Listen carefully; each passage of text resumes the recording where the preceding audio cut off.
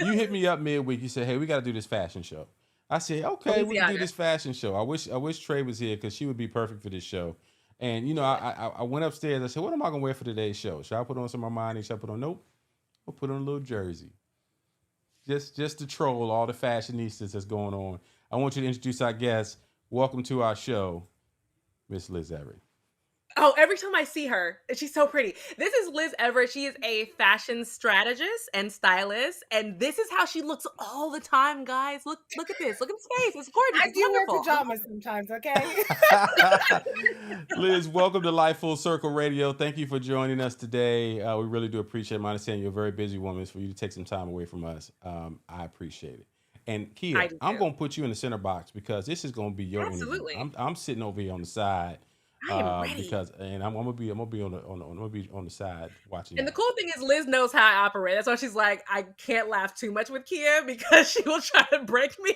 So she's probably sitting on ready a little bit. But I'm so happy to have you on the show. And one of the things we just want to jump out the gate and talk about is the Balenciaga whole situation. And what I want to ask you about is a couple of things because me and Miguel both are from the advertising side.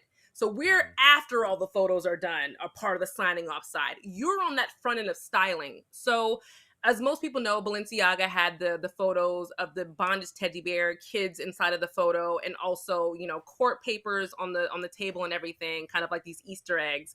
So what I want to ask you, Liz, is from a stylist standpoint, how does something like this happen? Meaning, how does it start? First of all, can we just say that this entire thing is a real tragedy? Number one, Yes. and um, from the inception of any idea, you know that you're telling a story, right? So sometimes the creative director from that brand will start it. Sometimes the stylist, works already with that brand. So they kind of are like, hey, we just told this part of the story. Why don't we tell this next part of the story? The thing that I think that we're missing here is that Balenciaga is a corporate structure. Mm-hmm. So Yes. multiple departments, Yes. not just the photographer, not just the stylist, not just Right. the creative director, multiple departments, including legal, had to sign off on Mm-hmm. this. Also, Kering's cap is Crazy. $78 billion, right? They represent Gucci, YSL, Balenciaga, Bottega Veneta, and Alexander McQueen. All the Mm. So major fashion houses. yeah, so we're talking about an actual corporation that has sign-offs and sign-offs and sign-offs. So this is Yeah. the onus is not just on one department, it's on all of the departments. And I think that that's what they're not wanting to really say. This Mm-hmm. Yeah. onus is across the board, one. Two, you guys, this is not your first rodeo. Second No. and third and fourth and fifth, everybody in your company signed off on this. Yes. And like I Right. said, because Miguel and I are from we're in the marketing department. So when it comes to me as part of the digital team, if I would have saw this, I'd have been like, why is that bear doing that? Did somebody? Right. I would send it back to my team, be like, hey, this bear Well, is and doing whose this. parent? Like, Whose parent? Like if we reverse Right. this, if you took your kids, right, and you saw them laying, because if we think about the creative direction, you're curating a narrative, right? You're literally telling a story through mhm. each each line, right, Mm-hmm. is not accidental. You've really thought about how to tell a story, reference, influence. It's very similar to the way that you put a an art gallery together, right? Yeah, Where the yes. artist is really telling a story. And I think sometimes that's what people forget. Well, Balenciaga has been telling strange stories for a long time, right? And Like that's we what I can was look, gonna Mm. ask you really fast. Like, what you yeah, just brought up about them telling a story. They've always been for the past, let's say the past 5 years, yeah. they've been telling a very bizarre story. And I'm trying to figure out what that story is. If we look at Kim K at the Gala and her whole thing being in black, her face covered, everything's covered, and all that kind of stuff, what is the story? Just as outsiders who don't know me and Miguel, what is the story that you think they're trying to tell? Sometimes I think people are just trying to be ironic, but there's nothing ironic about pedophilia. Right. No. you know. Right. And Demna himself, now remember that Demna starts out coming from a very avant-garde, his fashion education is from a very And avant-garde can you fashion explain who that school. is really? Explain who that is really quick for those who don't know.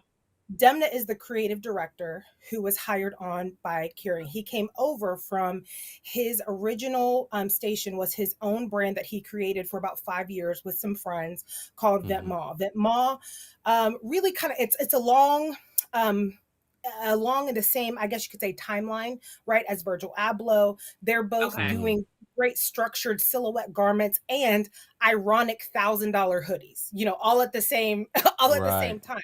Right. And his storytelling, I also believe, because he comes from a very avant-garde background, which clearly would have been what he was interested in the beginning, right? Because every director, every stylist, every photographer, the way you make good money is you kind of niche yourself into an aesthetic, you could say, right? And the better you get at curating this aesthetic and telling this aesthetic story, then folks hire you for what you do rather than you having to recreate yourself all the time like a lot of people. If people don't want to make money, then don't have an aesthetic, right?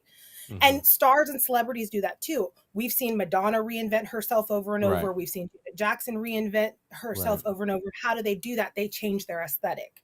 Right. But Yeah, but why did Demna Madonna has choose always, this that she's in right now? Why did Madonna choose the aesthetic she's in She's right now, old though? now.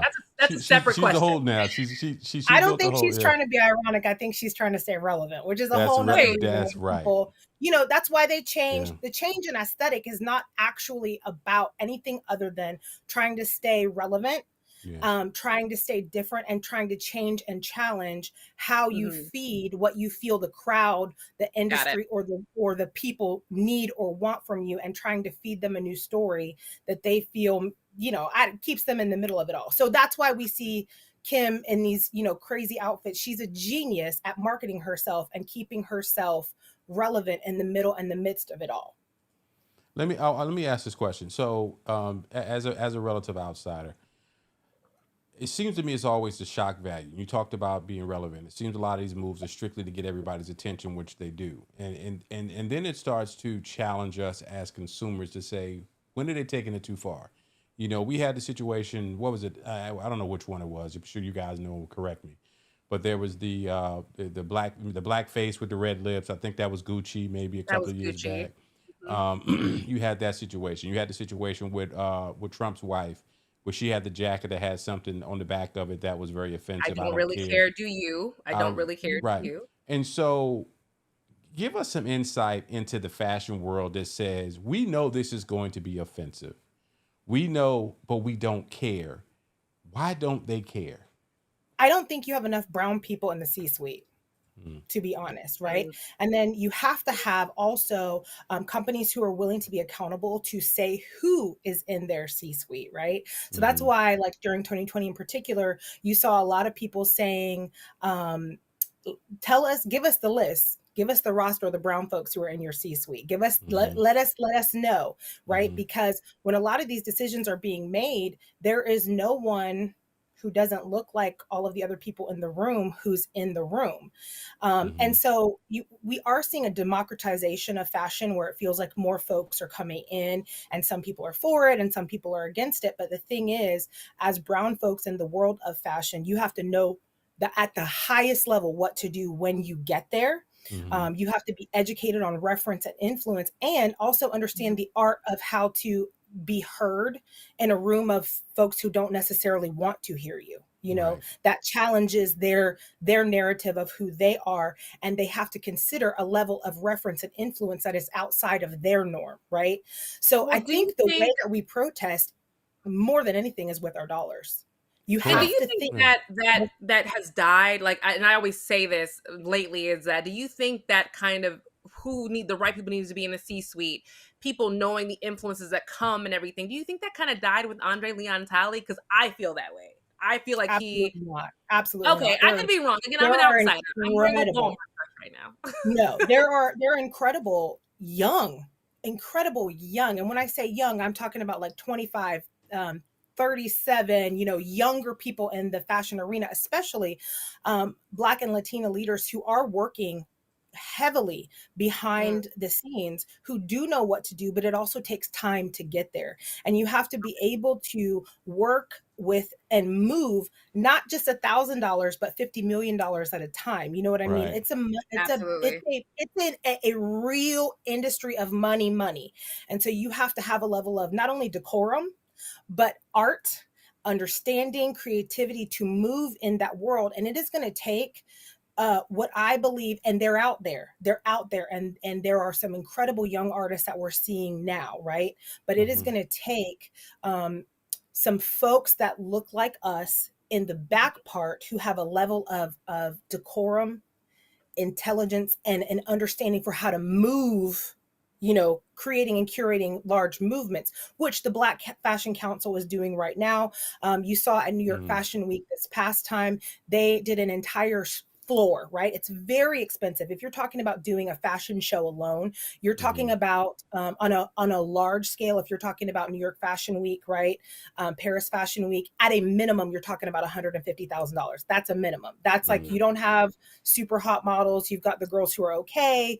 You know what I mean? Mm-hmm. And you're really trying to work on how to elevate your aesthetic. If you've got a great show, you're looking at about $250,000 to $350,000.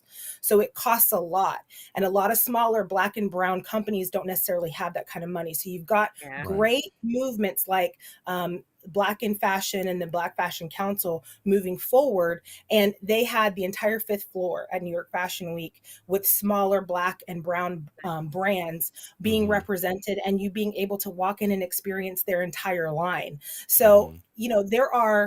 there are things that are happening, that are coming up, that are behind closed doors, but it is going to take some time for us to continue to move forward. And I think that we have to continue to see art as a form of activism, and we have to continue to let our dollars tell the story of what we support and who we want to wear, and what we want to really empower. If you want to Yeah. empower Black female designers, then you need to start wearing their clothes. So let Yes. me ask this question. Let's talk Kanye. He's been a major player.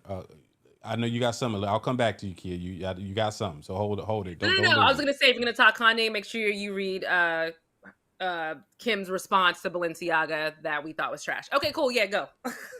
Well, go ahead. Set that up, because I'm lost. What does it say? Go ahead. So I want to know It's your what thoughts it on doesn't on say. That is the real thing here. Okay. and that's what I was gonna bring up, and Right. this is why you'll think it's funny. Right. I read her response. I'm like, there's a lot of stuff missing here. Like, she actually said, as a mother of four, I have been shaken by the disturbing images. The safety of children must be held with the highest regard, and any attempt to normalize child abuse of any kind shouldn't have a place in our society, period. I'm reevaluating my relationship. That shouldn't have been how that statement ended. Am I wrong? No. Okay. Okay. No. Like, Yeah. So that was that. Miguel, ask your question. no, but that's real, because it goes back to the question I asked a minute ago. It's almost like people who live in the fashion world just are blind and deaf when it comes down to what's really going on in the real world. Kim, are you serious right now? Like, you got 4 kids, and you're talking about kids in bondage, in this fashion, and now you're reevaluating, and it comes back to the reevaluation comes to money. Let's just keep it real. There's a lot of money Yeah, that's what I was exchanged gonna hands. say. I don't think it's the fashion world. I think it's people who would do anything to move up for money. And you could put that across a lot of different industries. You could put that across a lot of different platforms. And I do think that at a certain point of money, sometimes people do lose touch with what's actually happening.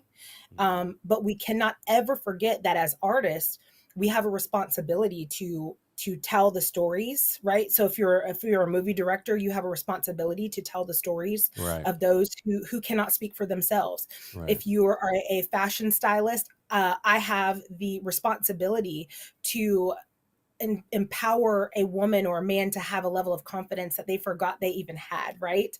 And so when we help people tell their stories, we have to empower them to tell the best story possible. And this story that Balenciaga told it's horrific. I mean, if you look at Yes.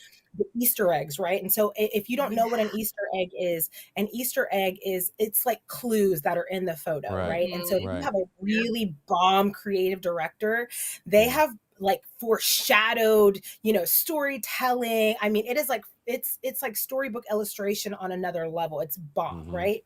But in this particular case, let me just read for you because I took notes, okay, on all the weird things that were in some of the different photos. One, wine glasses with children. As a parent, you didn't think to take your kid home then? Okay, fine. When you look at the crime scene tape, okay, I created didn't that even notice Belle that. Balenciaga, Baal Balenciaga, right? So Balenciaga. Okay, well, Bel is a deity that ritually sacrificed children. Yes. Wow. Okay. And that was Now, actually mentioned in one of those Netflix shows, and they got mad about it. The people got upset about it. yeah. Then you have the crime scene tape. You have a white rabbit in one of the, and this is with the older child. The kid looked like he was like 9 or 10, right? I don't know if The you white can see this. rabbit, they're saying is a reference to Lewis Carroll of Alice in Period. Wonderland, who allegedly liked little kids. You also have the rainbow, which is a symbol in pedophilia of elite pedophilia. So you have all these small things. Now add in the court documents. Also add in the book. I can't remember who the author was, but when you add in the books in the back as well, which Balenciaga still has not explained, right? There's so much happening, as you're looking around. Like, how could you not know And with what you was happening? pointing that out, that means to me that this was extremely intentional. This Extremely wasn't like you intentional. just grabbed some cool things and oh, this is fun and blah blah blah, and you just had the teddy bear just had. I think if the kid just had been holding the teddy bear in bondage, people would be like, "That's weird," but it's not bad. But when you start pointing Right, out those Easter eggs, now we've got a whole new level of no, y'all did this on purpose. This Right. is right. nuts. Right. And there And there right. there are enough of us who have experienced, right, some form of molestation, enough people out there who have been molested, enough people who have been violated in any way, right, Yeah. that we should know as a core value, children have to be protected, people have to be protected. Yes. And if this is the story you're telling as an artist, there is a problem. Now I understand that darkness inspires some people. We can look back at Alexander McQueen's Voss show, which was one of the most gruesome shows anyone had ever seen, type of thing. You can look that up. It's crazy and inspiring in some weird Now, way. I see, don't even now understand you don't make me why. want to look it up because I bought my first Dude, pair of Alexander McQueen sneakers recently. bro, Don't you Now, get him started. No, no, no. Keep talking, girl. Don't get him started because I can't. McQueen's brain, dude, it just worked in this way that made you ask questions. And so when people curate and create these narratives, they desire to make you ask questions, right? And so they're saying if I can keep them engaged in asking these questions, I can keep them buying this product. But I think as a consumer, we have to be so understanding about who the brands are that we're sowing into, right? In church, we right. learn that we sow Right. into, and where we sow, it prospers. And so, Absolutely. even with what we wear and with what we eat, how we live our lives, we have to think about where we're spending our money. And if we are saying that we want black and brown brands to be luxury, we want black and brown designers to be walking at the Met, then they have to have the money to do that. And that will require us making their brands hot, making them the top topic when it comes to what we're wearing, because what we know is black and brown spending power is unlike anything. And who sets the trends, my love? The folks who look like us, okay? Absolutely. So if Absolutely. we want those black and brown, look at Telfar, okay?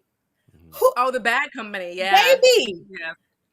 Telfar is doing the thing, honey. I Yes. They're so doing wish He my is. wife great. was And on they this went from joint just because I being an can react the Instagram same way brand because to now they're she be I'm sorry, all go in ahead. this. Huh? Yeah.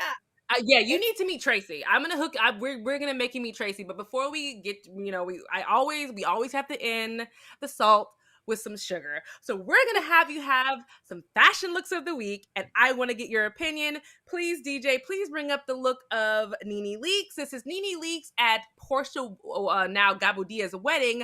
wearing some kind of naked dress. Now, this is to somebody's wedding. Please give me your thoughts, darling. I like the body line. That's it. That's it. Hold on. Those are her underoos. You see her underoos and her boobs. And she's Listen, 54 now, at a now wedding. Nene has made no never mind about the fact that she's had her body done. Let me say this. Yes. Doctor, whoever you did, I think is, Dr. Booty Man or whoever, kudos Dr. to you. Miami. She looked great. Okay. But this I would wear to my ex-husband's funeral, not to my homegirl's wedding. Oh my God, next. Because I would want to show up and make sure that he was gone, and I would want to let him know what he was missing. Okay? Okay, next photo. What do we got next? We got, let's see. Jenna Ortega. So this is actually the new actress who is now starring as Wednesday in the new Addams Family show. She is wearing Versace directly from the runway at the premiere of the new Wednesday show. I like this.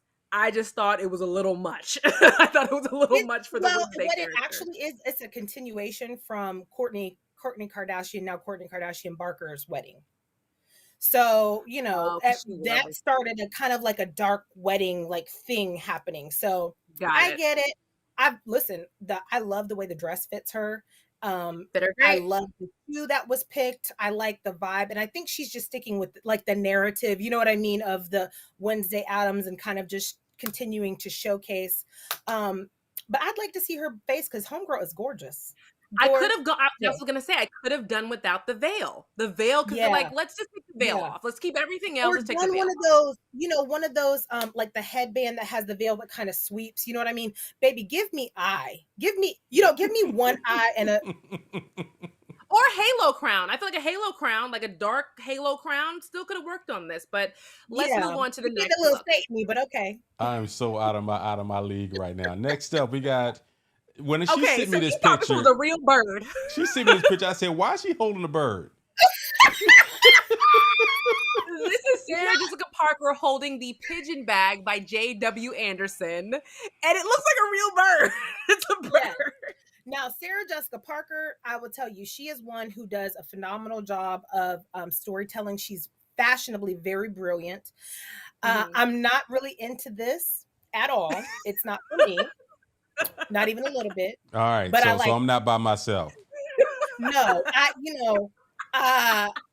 with the jean jacket, look like she's going to going grocery shopping. Yeah. You know what she looks like? Remember the guy from Shawshank Redemption or the guy from Training Day who would clap and get the birds to come back? Yeah. She looks like. And I feel like, especially when it's probably as disappointing as seeing me in a sweatsuit. Like, I've had people come up to me before in Walmart.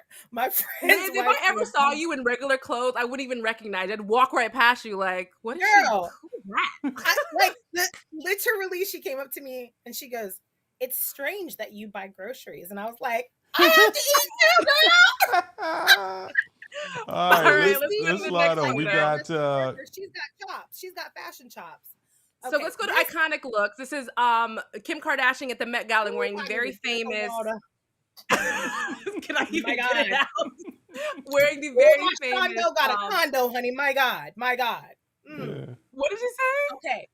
My Shondo got a condo, honey. You know what I'm saying? I had to speak in some fashion tongues for you. Okay. So I love that Kim is so respectful of art and artists, okay? And that's why she gets so much of what she gets when it comes to clothing. That's why designers love her so much. I love that she really wanted to pay homage to Marilyn Monroe. I feel a butt coming. I know. I'm like, dang, Liz, did you stretch before all of this? This is about to be a reach. Woo, Jesus. Okay. I love that. I think she flew to Orlando twice to try the dress on. The first time they could get it up underneath her butt, and the second time they were able to get it over but not close it. I love that she had a replica dress. Whoa. What did you just say? So basically, what are we saying? The dress don't fit? What's going on? The dress doesn't fit her. So the dress did not fully fit her. And she knew that it may not, because although Marilyn Monroe is considered curvy, right? And so we love to throw out that Marilyn Monroe was like an 8'12", but you got to think about an 8'12" then is like a 4'6", 6'8" now. You know what I'm saying? And so also, I'm Kim getting a whole fashion education right now. Go ahead. Yeah, Kim, as small as she is, she could not fit Marilyn's clothes. So that will tell you how small So people this is were. actually one of Marilyn Monroe's dresses that she wore. Yes, the and the actual reason dress. she did the first Okay. stole is because it couldn't zip all the way. So she had some of her skims, she had them rhinestoned and done into the same color so that you couldn't see. And then they had a small changing room off to the side for her when she went up the stairs so that she could change into the replica dress, because she couldn't sit in it or anything. And so they had to really like create like an area for her to change into the dress. She walked up the stairs in the dress and then took it off and put the replica on. However, I here's my personally thing. thought this was disrespectful. I thought it was disrespectful. I didn't like it. She did not fit into it. Marilyn Monroe was a curvy girl, but she wasn't cartoonishly curvy like Kim is. Right. Things matched. Kim looks like an ant. She shouldn't have worn this dress. That's me. I think in the area of clout now, right? Like, so I don't think I would have a problem with it if she was the only person that was going to do it. Okay. But now we've seen Lizzo play a colonial flute. I just heard about somebody else trying to get another historical artifact for something else. So, you know, the thing that I watch from legality standpoint, right, with different laws and with fashion, is how we're setting precedents, right? And so because she's a forerunner of fashion, she has now set a precedent that being a historical stunt queen is the next thing.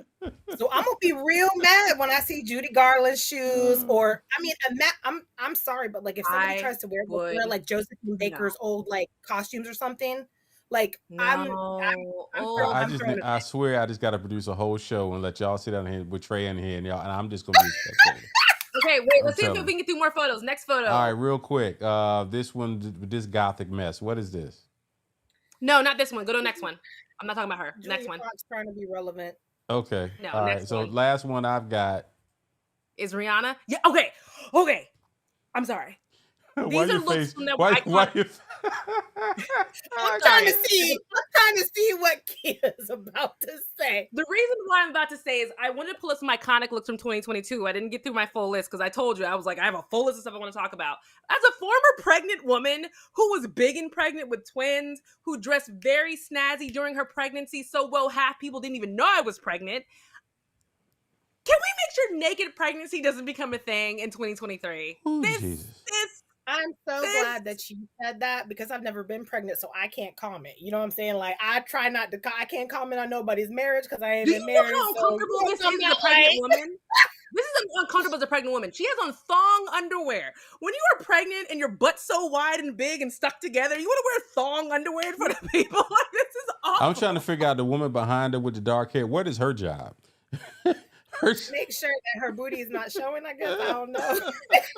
I don't know. Listen, I find the pregnant body and the human body beautiful, right? And I think it is a work of art. But I feel like we should, just in my opinion, keep that for a beautiful photo for our husband. You know, it's the social media era. The social media era says everything got to be on Front Street. And that's the problem. And then he's right, because everybody's like, oh, every pregnant girl should dress like this. I'm like, hey, as a pregnant woman, none of this looks comfortable or fun or I want to do. Like, it's just not. And they're trying to make it a thing. Personally, I'm okay with everything not being for everybody.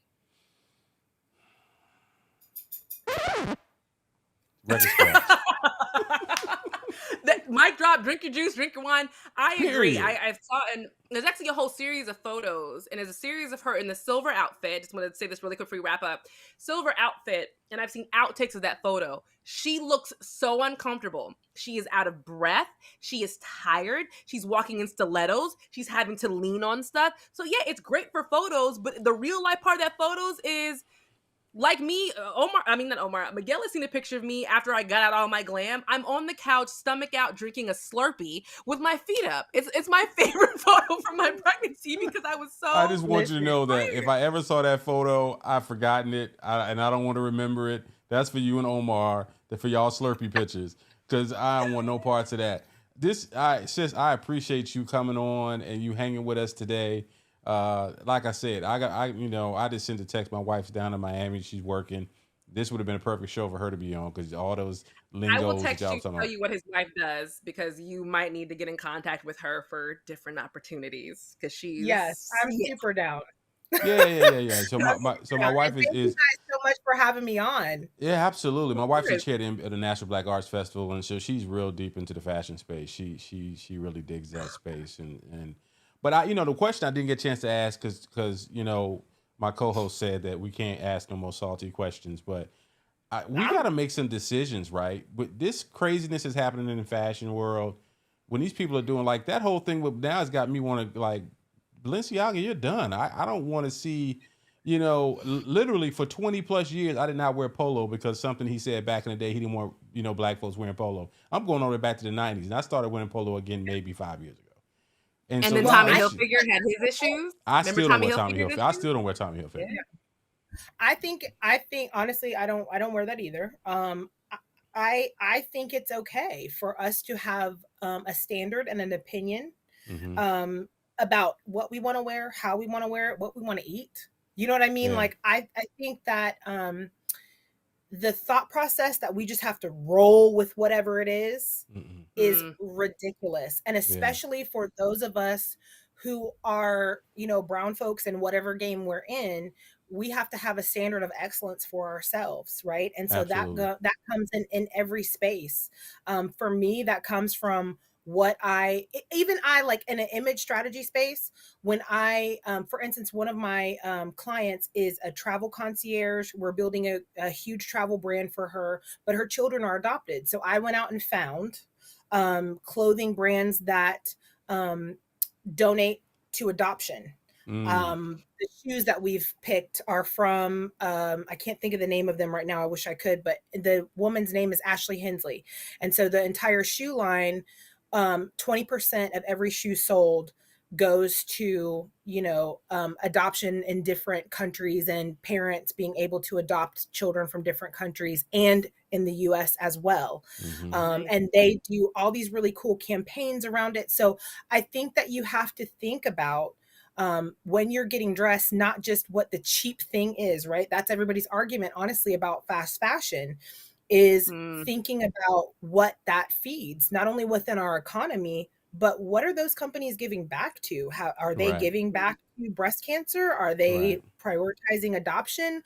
Are they helping with scholarships for young the Young United Negroes designers or College? up and coming. Yeah, like Yeah. Yeah. Whatever. what are they feeding? Because whatever Right. those companies are feeding that we're purchasing from, that's also what's going to feed our heart. It's going to Yeah. feed our culture, and it's going to feed our consumerism as well. There's Yeah. nothing wrong with being a capitalist who cares about where the capital is going, and there's nothing wrong with being a consumer that cares about purchasing from brands, people, and service providers, right, who really understand how to create from a space of responsibility to what you're selling and what you're doing.